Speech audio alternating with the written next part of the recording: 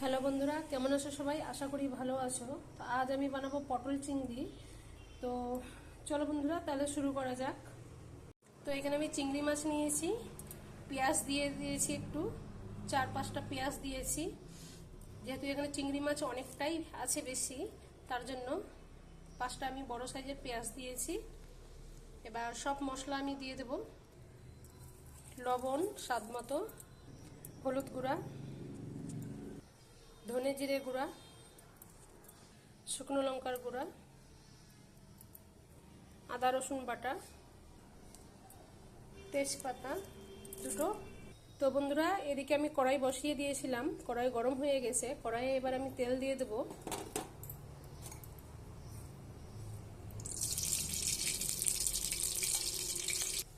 তো তেল গরম হয়ে গেছে, এবার আমি দিয়ে দেব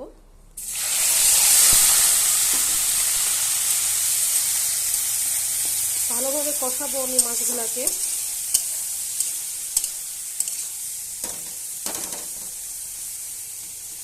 তো ভালোভাবে নেড়ে নিয়েছি, এবার আমি ঢেকে দেব ভালোভাবে কষানোর জন্য। তো মাছটা একবার খুলে দেখে নেব।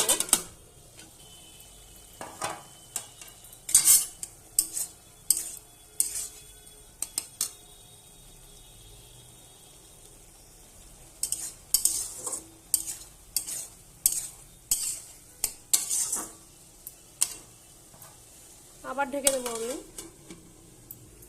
আবারও আমি খুলে দেখে নেব। তো আমি আর ঢাকবো না, এভাবেই এবার কষাবো আমি ভালোভাবে মাছটা।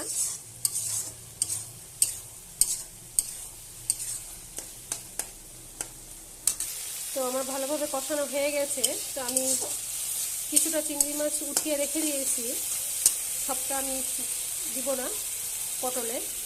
এখানে আমি পটল আলু কেটে রেখেছি, দিয়ে দেবো।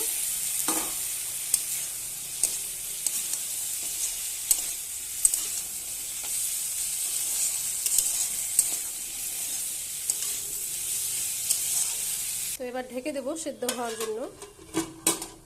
তো খুলে একবার দেখে নেব।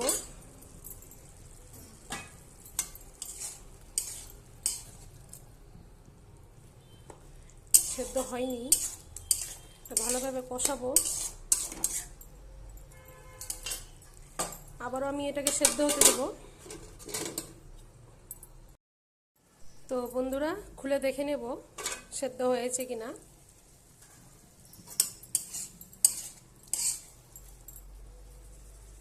সেদ্ধ হয়ে গেছে, আলু পটল সেদ্ধ হয়ে গেছে। এবার আমি ভালোভাবে কষাবো। দেখতে পাচ্ছ বন্ধুরা, একদম তেল ছাড়া ছাড়া হয়ে গেছে, ভালোভাবে কষানো হয়ে গেছে।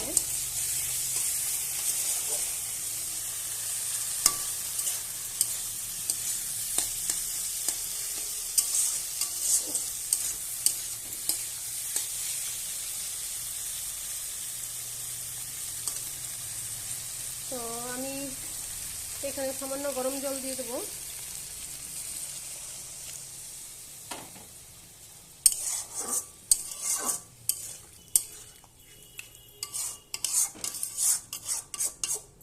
তো ঢেকে দেবো ফুটার জন্য। তো আবার খুলে দেখে নেব, ফুটে গেছে, একদমই হয়ে গেছে। এটা পটল চিংড়ি হয়ে গেছে। সামান্য এখানে একটু আমি ভাজা ফাঁকি দিয়ে দেব।